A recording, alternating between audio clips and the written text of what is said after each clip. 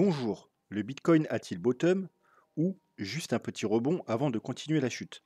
C'est ce que nous allons voir dans l'analyse du jour. Mais avant de commencer, n'oubliez pas de vous abonner, de mettre un petit pouce bleu et de laisser un commentaire. Alors, on va essayer de ne pas perdre de temps parce que, bon bah déjà, on a pas mal de petites choses à voir vu que ça fait quelques jours que j'ai pas fait de vidéo, mais également parce que c'est la deuxième fois que j'enregistre la vidéo. La première fois, c'était il y a quelques heures, mais malheureusement, je me suis planté. Du coup, il y avait que le son, il n'y avait pas l'image. Voilà, donc c'était une vidéo qui a duré 45 minutes, donc je vais essayer de réduire et on complétera dans la prochaine vidéo. On va essayer d'aller à l'essentiel. Donc, la cryptomap de la semaine, elle est plutôt pratiquement entièrement rouge, hein. Comme on l'avait vu la semaine dernière, si le Bitcoin continuait sa correction, les altcoins, ils allaient rattraper petit à petit leur retard parce que c'est toujours comme ça. Quand le Bitcoin, il consolide ou qui corrige légèrement, on peut avoir des altcoins qui surperforment et qui continuent de monter un petit peu. Par contre, si la correction se poursuit, se prolonge, eh bien, dans quasiment tout le temps, hein, on va dire même 100% des cas, eh bien, les altcoins, du coup, rattrapent et plongent avec le Bitcoin. Parce que si on a des corrections importantes sur le Bitcoin, on aura toujours des corrections également sur les altcoins. Alors bien sûr, il y a toujours 2-3 qui font leur vie de leur côté. Voilà, comme là, par exemple, on a Manta et Tao voilà, qui nous font tous les deux 33 et 35%. Mais le reste, c'est plutôt du moins 15, moins 20, voire moins 5%.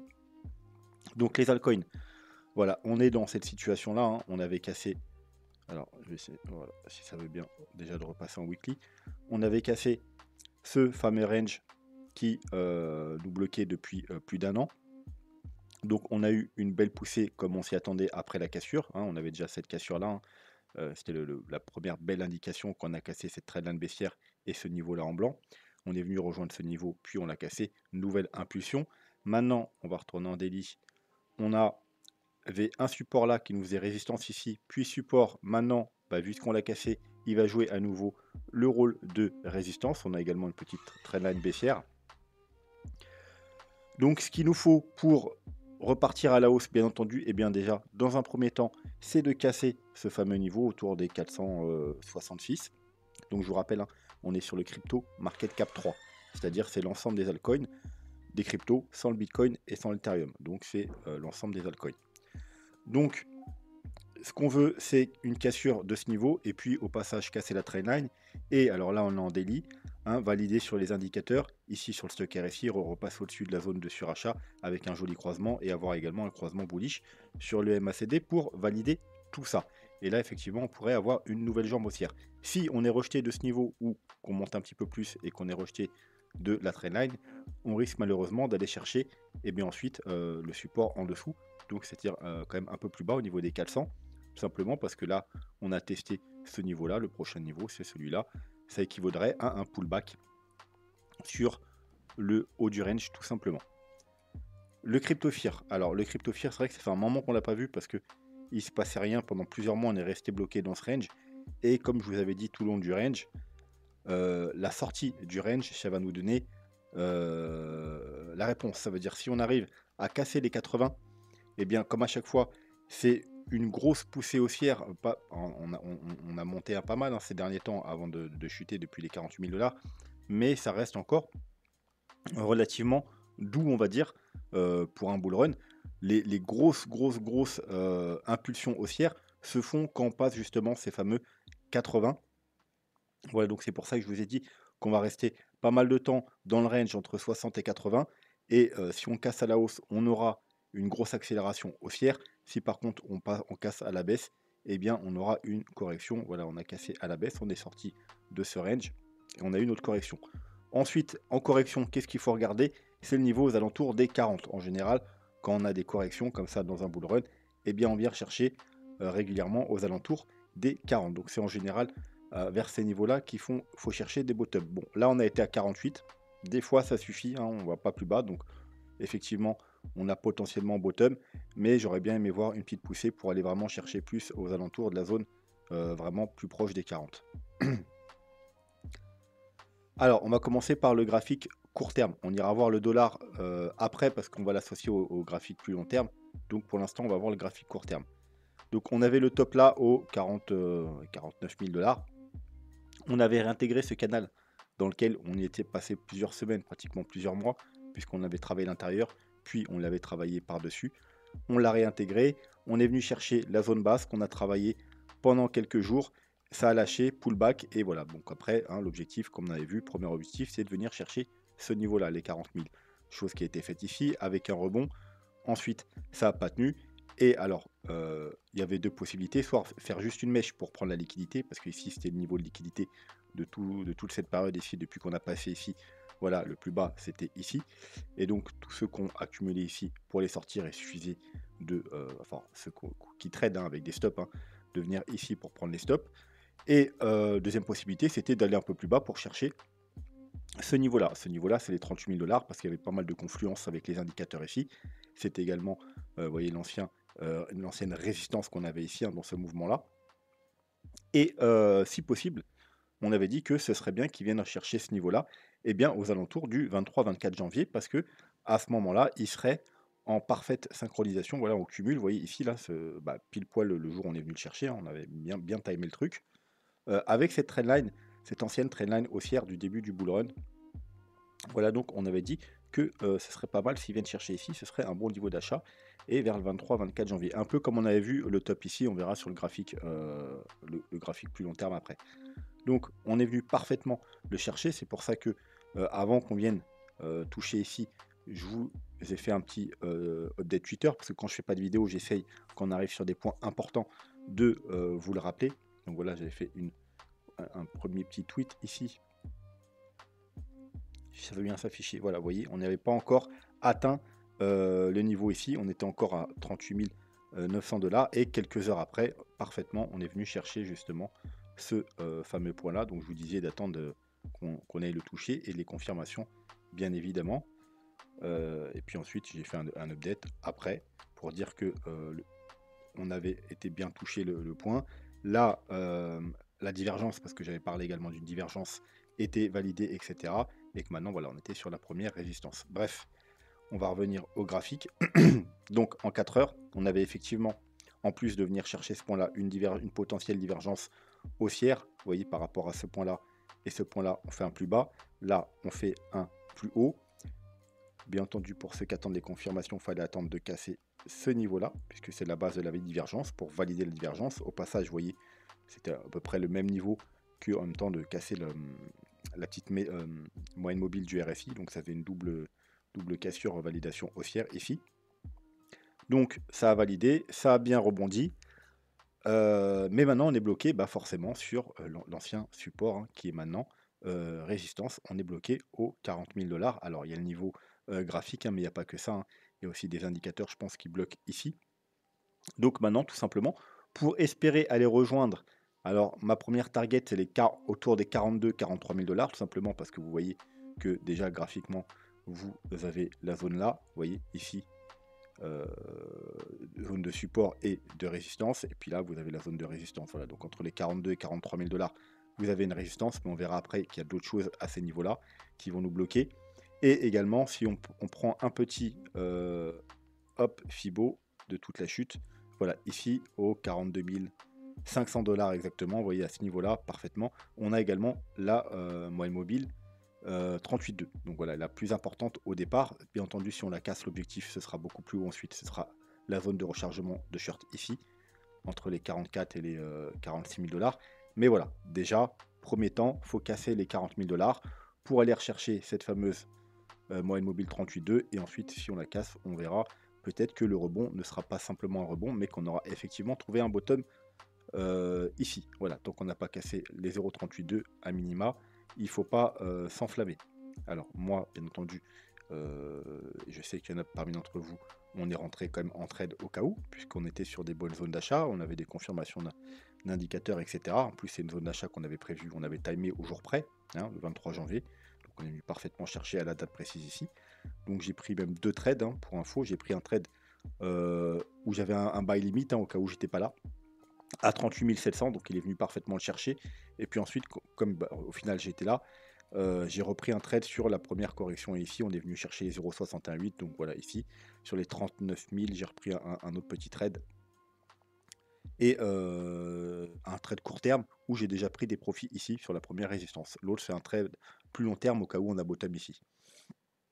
Donc je ne vais pas fermer avant un très long moment. L'autre, j'ai pris des profits ici et je reprendrai des profits au 0,382 et ensuite plus haut si on va plus haut. Voilà, donc ça c'est le court terme. Alors on va aller voir, hop, au niveau, donc attendez, est-ce que j'avais fini mon explication? Oui, voilà. Et bien entendu, si on est rejeté, bien entendu, ici, on n'arrive pas à passer les 40 000 $, et bien il y a possibilité d'aller faire une nouvelle jambe baissière, bien évidemment. Et on ira voir ensuite les targets. Donc on va s'enlever ça pour y voir plus clair. On va juste regarder, on va rester en 4 heures, hein, les moyennes mobiles. Donc actuellement, c'est la moyenne mobile E21 qui nous bloque. Hein, on n'arrive pas vraiment à s'installer au-dessus. Donc l'objectif, bien entendu, c'est de la casser en même temps que tout simplement les 40 000 $. Hein. Si on casse les 40 000 $, on sera bien au-dessus. Et ensuite, bien entendu, de valider en cassant la moyenne mobile 50, juste un peu plus haut, pour aller rejoindre bien, les deux plus grosses moyennes mobiles, justement, aux alentours des 42 43 000 $. Donc c'est encore une fois ici que sûrement que ça va bloquer, parce qu'on a la moyenne mobile 200 et la moyenne mobile 100 qui sont des résistances plus importantes que celle-ci. Et c'est également les niveaux qu'on avait déterminés avant. Au niveau d'Ishimoku, bah, le gros niveau, il est là, hein, c'est la Kijun, aux 40 000 $. Voilà, c'est parfaitement, il est parfaitement aligné justement avec notre niveau. Donc voilà, c'est ce niveau à casser pour aller rejoindre ce niveau. Hein, donc voilà, 41 900, pratiquement encore 42 000 $. Et si on casse, on repassera bullish en daily. Mais pour l'instant, on est toujours bearish parce que vous voyez que depuis qu'on a cassé la Kijun ici, on n'arrive pas à repasser au-dessus. On va rester, pour éviter de changer d'indicateur toutes les 2 secondes, sur la Kijun, et on va aller voir, enfin sur la Kijun, sur la Ishimoku, on va aller voir en daily. Voilà, donc comme prévu, on casse la Tenkan et la Kijun, on va rejoindre le nuage, on a rebondi un peu, on pénètre, qu'est-ce qui se passe? Eh bien on a tiré vers le bas du nuage, maintenant ça y est, on est sur le bas du nuage. Eh bien, ici comme ici, vous voyez, il n'y a plus rien en dessous. Hein. Enfin ici, on est dans le nuage, donc si on reste, on va être attiré par le bas du nuage, hein, comme d'habitude, donc vers les 37 000 $. Et ici, il n'y a plus rien. Hein. Le support là, il tient pas, le petit support qui est au 39 500 $, eh bien, il n'y a plus rien en dessous de nos pattes, du moins sur Ishimoku, en daily. En 3 jours, vous voyez que pareil, c'est pas super bon, on a cassé la Kijun, pullback, et là pour l'instant on est en train de partir à la baisse et on n'a pas de support. Et en weekly, on a un très gros support, bien entendu, puisque c'est la Kijun weekly qui est un très très gros support aux alentours des 36 900 $, pratiquement 37 000 $. Et ensuite, bien entendu, eh bien, il n'y a pas grand chose jusqu'aux 27-28 000 $. Donc voilà, il faudrait à tout prix éviter de casser les 36 000 $. Ce serait plutôt pas mal parce que ça deviendrait plutôt dangereux si on casse ce niveau-là. Au niveau des moyennes mobiles en daily et en weekly, voilà, comme prévu, on avait cassé la EMA 21, on est venu chercher la EMA 50, on casse la EMA 50, on est revenu chercher, et bien tout simplement, la EMA 100, et encore une fois, comme pour Ishimoku, il faut la tenir parce qu'il n'y a plus rien, vous voyez. On a quand même un vide, hein, vous voyez, on a là c'est jusqu'au 33 600. Alors bien entendu, hein, il y a le support du 36-37 000 en intermédiaire, mais voilà, ce serait bien de tenir ce niveau. Si ça ne tient pas, il faut absolument tenir les 36-37 000 $, puisque après, ouais, la chute va s'accélérer et les indicateurs sur le plus long terme vont commencer à passer baissier.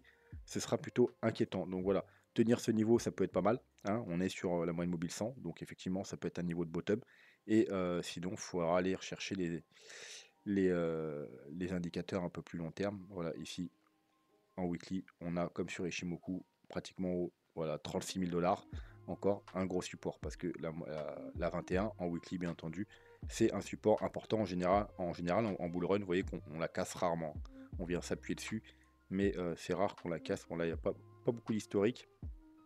Peut-être aller prendre un graphique, voilà, avec plus d'historique. Vous voyez qu'en bull run, la 21, voilà, on vient s'appuyer dessus, mais on la casse rarement. En général, quand on la casse, c'est la fin du bull run et on passe en bear market. Et puis en bear market, elle joue l'inverse, le rôle de résistance. Et puis qu'on la repasse, voilà, bull run, mini bear market et puis bull run.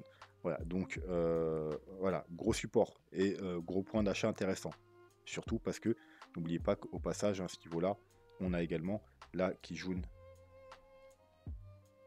Ichimoku. Voilà, donc ce sera un très gros support aux alentours des 36-37 000 $. Voilà, donc globalement, pour monter, il faut casser les 40 000 $ dans un premier temps. On ira probablement rechercher les 42-43 000 $.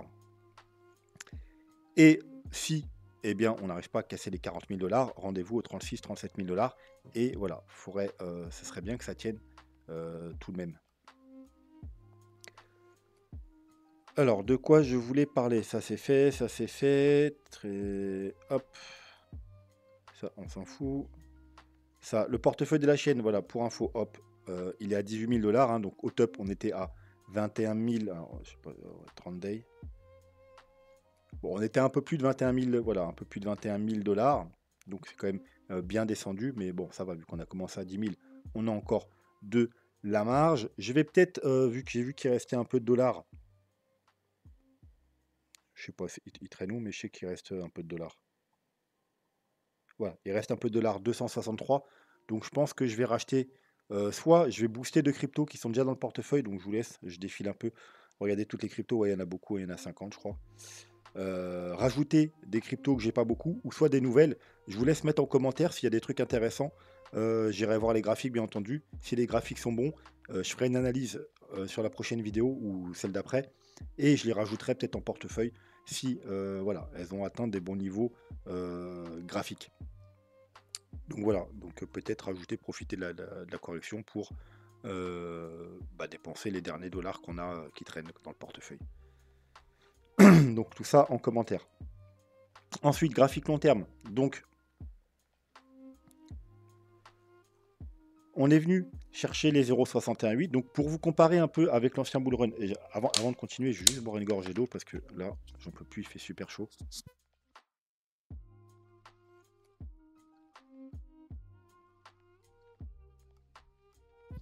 En plus, je suis de retour à Bangkok et Bangkok, la chaleur, elle est étouffante avec la pollution et tout. Donc, il suffit que je parle 5 minutes et j'en peux plus. Donc, pour vous comparer où on est, au niveau du prix par rapport au dernier début de bull run, on est là exactement là, vous voyez, tout simplement parce que ici on est venu chercher les 61,8, vous voyez, le bas de la zone de rechargement de short, on est exactement ici. Sauf que bien entendu, ici, on y avait été beaucoup plus vite. On y avait été beaucoup plus vite et c'était pas une montée sereine. Hein. On veut monter par palier tranquillement. Là, on était monté jusqu'au 0,618 en moins de 200 jours. Hein. Vous pouvez le mettre, hein, je crois que c'est 197 jours, quelque chose comme ça. Voilà, 196 jours. Alors que là, on est monté quand même beaucoup plus prudemment.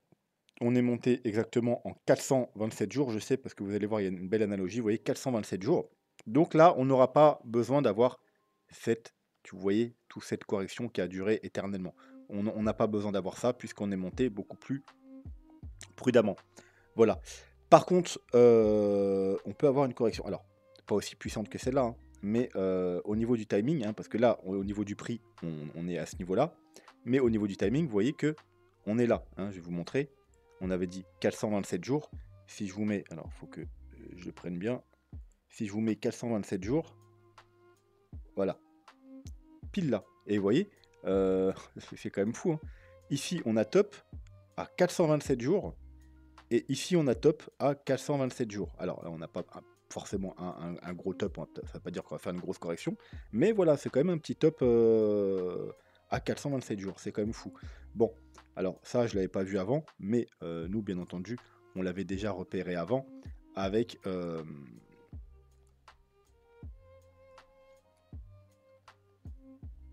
je l'ai plus le graphique. Ah si, avec celui-ci, bien entendu. Qu'on verra après pour les vagues d'Elliott. Puisque la première quinzaine du mois de janvier, c'était pareil qu'on a vu ici, il y avait un niveau de conflit. Et bien là, pareil, il y avait voilà, le cumul de les 0,618 avec ce fameux bas de canal hein, où on attendait potentiellement la fin de la vague 3 ou d'une sous-vague. Hein, on s'attendait à une correction ici. Et voilà, c'était prévu pour le point de conjonction dans la première quinzaine de janvier. Puis c'est exactement ce qui s'est passé, donc c'est plutôt bien timé. Si vraiment, j'avais vu avant qu'il y avait 427 jours ici et 427 jours, J'aurais même ouvert un shirt le jour même en fermant les yeux, quoi. Ça faisait un peu trop de confluence. Quoi qu'il en soit, là, c'est le Covid, hein, donc je ne m'attends pas à une correction comme ça. Mais voilà, c'est un bon timing pour avoir une correction. Vous voyez, juste avant le halving, hein, qui va pour l'instant est prévu pour le mois d'avril. Donc vous voyez, on est là au niveau du timing et on est là au niveau du prix. Donc voilà, je m'attends à une petite correction. D'ailleurs, soit maintenant, là, c'est vrai qu'on pourrait avoir une petite correction qui traîne un peu pour voilà, à un mois ou quelque chose du halving avant de casser par le haut, soit, et on le verra ça dans les scénarios Elliott Wave, faire une petite montée et corriger au moment du halving, hein, comme on a eu par exemple ici ou même celui d'avant. En général, vous voyez, il y a une correction au moment du halving. Un peu un sell the news comme là avec les ETF. Bref, au niveau du weekly sur les indicateurs, on a bien entendu déjà depuis 2 semaines, je crois, eu la confirmation baissière ici, mais on n'a toujours pas de confirmation baissière ici. Alors, on y est presque, hein, mais voilà, pour l'instant, si on descend pas beaucoup plus bas, si on casse pas, je pense, les 37 000 $, eh bien, on peut sauver la confirmation baissière weekly. Voilà. Si par contre, on casse les 36-37 000 $, on aura le croisement et il faudra s'attendre à une chute beaucoup plus importante. Donc, bien entendu, hein, le niveau à surveiller, c'est bien entendu celui-là, c'est les 31-32 000 $, hein, le gros niveau anciennement, qui a fait résistance ici pendant un certain temps. Et pullback, hein, ça correspondra à un pullback, bien évidemment. Et on ne va pas aller voir plus d'indicateurs aujourd'hui. Donc ce graphique-là, comme prévu, encore une fois, cette fameuse trendline a fait résistance. On n'a pas réussi à la casser, hein. C'est la trendline, la plus grosse trendline que j'ai sur tout graphique confondu, puisqu'elle prend départ en 2013. Hein. Vous voyez qu'on est venu un nombre important de fois s'appuyer dessus. Encore là pendant le Covid, encore là dernièrement, et puis malheureusement on l'a cassé, ici au mois de septembre. Et depuis, du coup, on est en dessous, et résistance, résistance, résistance, résistance, résistance. Voilà, une nouvelle fois de plus, on a essayé de l'affronter, mais rejet. Donc on avait une figure juste en dessous, une rising wedge, donc le premier objectif en cas de rejet, c'était de revenir faire un pullback justement sur cette figure. Hein, à la base, c'est une figure bearish, mais on l'a cassé par le haut. En général, c'est très bullish, mais il faut qu'on maintienne. Donc là, pullback, pourquoi pas, mais maintenant, il faut repartir à la hausse. Si on réintègre, alors, deux possibilités. On réintègre juste pour faire un petit fake out, histoire de faire peur à ceux qui suivent cette figure ou autres. Et on vient rechercher l'ancienne, vous voyez, avant, au départ, voilà, la falling wedge, au départ, elle était comme ça. Ensuite, on l'a transformée, hop, comme ça. Donc, on vient faire un petit fake out, juste pour venir chercher l'ancienne trendline ici, hein, donc pareil, vers les 37 000. Et on réintègre rapidement. Et là, effectivement, ce sera très bullish, parce qu'il y aura confirmation, du coup, de cette figure. Ou on casse les 36-37 000, et là, on réintègre carrément la figure. Et là, c'est ultra bearish, parce qu'une figure, quand elle est validée, si on la réintègre, c'est extrêmement bullish. C'est-à-dire que c'était pas une validation, c'était juste un fake out. Voilà, donc on ne veut surtout pas ça parce que ça nous annonce une chute par la suite. Bien entendu, dans un premier temps, on ira probablement rejoindre le bas de la falling wedge. Voilà, dans ces alentours-là, aux alentours des 31-32 000, hein, il y aura le bas et puis il y aura le gros support, bien entendu, des 31-32 000. Par contre, si on casse ensuite ici, voilà, c'est catastrophique puisqu'on validera la figure par le bas. Et voilà, on n'en parlera pas maintenant tant que c'est pas fait. Voilà, il y a peu de chance, je pense qu'on casse les 31 000 $, mais voilà, on ne sait jamais. Donc ensuite pour les plans Elliott Wave, donc on va essayer de se dépêcher. Donc toujours pareil, hein, bottom ici. Alors je vous rappelle avant de commencer, si vous comprenez rien à l'éliotisme, allez tout simplement en dessous de mes vidéos. Et vous voulez dans la playlist, ça y est aussi, mais sinon voilà, vidéo à voir absolument. La première vidéo, c'est tout le temps celle-là, c'est tuto vague d'Elliott.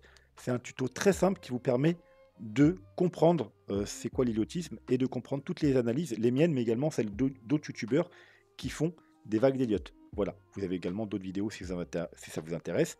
Et si vous voulez soutenir la chaîne et avoir quelques bonus, vous pouvez utiliser les liens d'affiliation ici. Hein, c'est toutes les plateformes que j'utilise, que ce soit pour trader ou pour investir. Vous avez même Trade Republic pour les marchés traditionnels pour l'investissement. Voilà, ça me donne des bonus et vous aussi, comme ça tout le monde est content. Donc pour en revenir aux vagues d'Elliott. Donc, dans un bull run, donc une tendance haussière, il nous faut 5 vagues haussières. 1, on a déjà fait une vague 1, une vague 2, on est dans une vague 3, potentiellement finie, dans une vague 4, et ensuite il y aura une vague 5. Bon. Ce plan-là, je l'aime pas, tout simplement parce que la vague 3, elle est petite. Bon, elle a été chercher ses objectifs, qui sont les 1,68, pile poil, hein, quasiment pile poil, hein, je peux vous le montrer rapidement. La prolongation, prenez la zone de départ, en haut de la 1, en bas de la 2. Ah bon, là, je l'ai fait un peu à l'arrache, donc ce ne sera pas précis, mais vous voyez qu'on est revenu pratiquement parfaitement chercher les 1,68, hein, légèrement en dessous à quelques dollars près. Donc, on a pratiquement atteint, déjà pratiquement, donc déjà, on ne les a pas atteints, mais les objectifs minimaux pour une 3. Mais voilà, ça reste très petit pour une 3, elle est plus petite que la 1, donc dans l'héliotisme, la vague 3 ne peut jamais être la plus courte. Hein. Elle est souvent la plus longue, mais jamais la plus courte. Donc la 1 est déjà plus longue que la 3, ce qui veut dire que la 5 doit être plus petite. Donc vous voyez bien que ça nous pose un problème parce que du coup, le top du bull run, eh bien, ce sera à peu près aux alentours de l'ancien top. Hein. Ça veut dire qu'on n'irait pas faire de nouveaux plus ou très léger, quoi. Voilà, on va topper au-dessous de 70 000 $. Forcément, ça ne me plaît pas.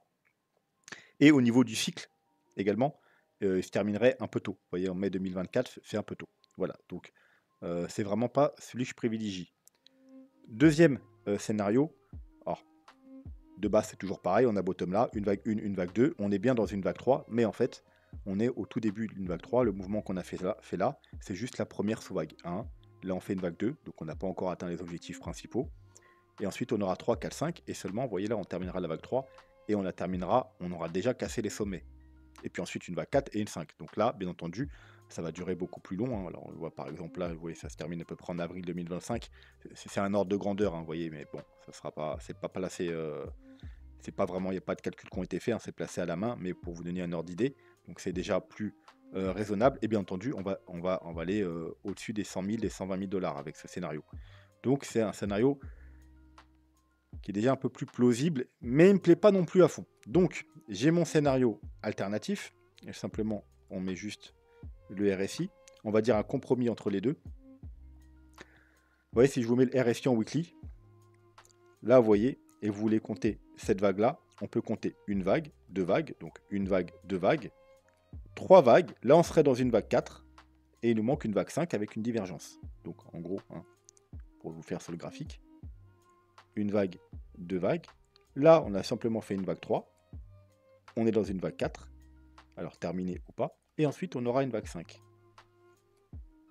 Et seulement là, notre vague 3 sera terminée. Donc, bon, je pense qu'elle a les moyens d'aller chercher au moins la zone, le haut de la zone de rechargement de short, donc vers les 56 000 $. Et ensuite seulement, on aura cette fameuse vague 4. D'ailleurs, je vous ai déjà mis une petite... Voilà, si on va rechercher le haut de la zone de rechargement de short, et bien ensuite, la vague 4, les objectifs, c'est là. Donc entre les 40 000 et les 44 000 $. Et seulement après cette correction, du coup, qui aura lieu, vous voyez, à peu près pendant le halving. Donc, c'est le parfait sell the news du halving. Pour ça aussi, je l'aime bien. Et après, on aura une vague 5. Qui, elle, vous voyez, va durer, donc va se finir quelques mois plus tard que si on avait déjà fini la vague 3. Donc ça colle un peu plus, et bien entendu, on pourrait aller beaucoup plus haut. La vague 3 étant plus grande que la vague 1 ce coup-ci, on peut avoir une vague 5 plus grande que la vague 3. Et donc on peut très bien avoir une vague 5 qui va chercher par exemple, pourquoi pas le haut du canal. Et là, on a une target qui serait plus autour des, vous voyez, 116 000 $. Donc c'est pas autant bullish que l'autre qui va rechercher les 120, 130, 150 000 $. C'est pas aussi bearish que l'autre qui va à peine faire un nouveau top. C'est un scénario intermédiaire qui me plaît bien. Moi, c'est mon scénario préféré. Alors attention, c'est juste mon préféré. Hein. C'est pas celui qui a le plus de probabilité de se mettre en place. Hein. C'est juste mon préféré parce que je le trouve super propre. Et que ça nous ferait, vous voyez, un petit fake out là. Hein, donc ceux qui ont repéré cette figure, petit fake out. En fait, juste pour aller rechercher le haut de la zone de rechargement de short. On refait un petit fake out baissier ici, hop. Donc, hop, ça fait paniquer. Et puis boum, explosion, la vague 5, dernière phase du bull run, et on part to the moon. Voilà, j'aime bien ce scénario, c'est un petit scénario alternatif. Donc si on est dans ce scénario, là on est dans une vague 4 toujours, mais c'est une sous-vague. Et les objectifs, vu qu'en fait, au lieu de partir là, on part là. Donc les objectifs, vous voyez, je vous ai mis un deuxième petit carré ici, mais c'est pratiquement les mêmes. Hein, donc ça ne change pas grand-chose au niveau des objectifs. Voilà, on a déjà atteint le premier, le deuxième, il est au 37 600, alors que l'autre c'était 36 800. Vous voyez, bon, il y a quelques centaines de dollars de différence, mais globalement, ça reste la même target. Voilà, c'est la suite qui va changer, bien entendu. Et pour ce scénario, Eh bien entendu, euh, on aimerait bien avoir une correction un peu plus longue sur le temps, hein. Là, on est venu rechercher les 0,382, donc bien entendu, c'est une target possible, hein, c'est pas une target à privilégier, hein, pour une vague 2. Les targets à privilégier, c'est celle-là, mais de temps en temps, eh bien, on a des vagues 2 comme ça, mais je la trouve un peu rapide, voilà, j'aurais bien aimé que, au moins que ça prenne un peu plus de temps si c'est une vague 2 pour faire une jolie vague 2. Mais quoi qu'il en soit, voilà, même si on est dans ces scénarios-là, c'est toujours possible qu'on ait bottom ici, bien entendu. Même si c'est pas théoriquement à privilégier d'après les statistiques.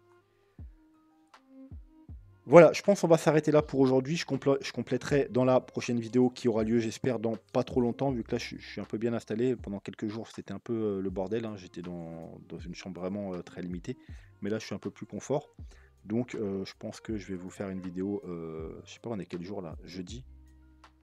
Jeudi, ah ouais. Donc, soit demain, soit bah, du coup, ça va être lundi, hein. Sauf si je suis motivé, j'en fais une ce week-end, on verra. On verra s'il se passe quelque chose en fait. Voilà. Sur ce, bah, passez une bonne journée ou une bonne soirée. Ouais, plutôt une bonne soirée, vu que là, il est tard chez moi, donc ça doit être le début de soirée chez vous.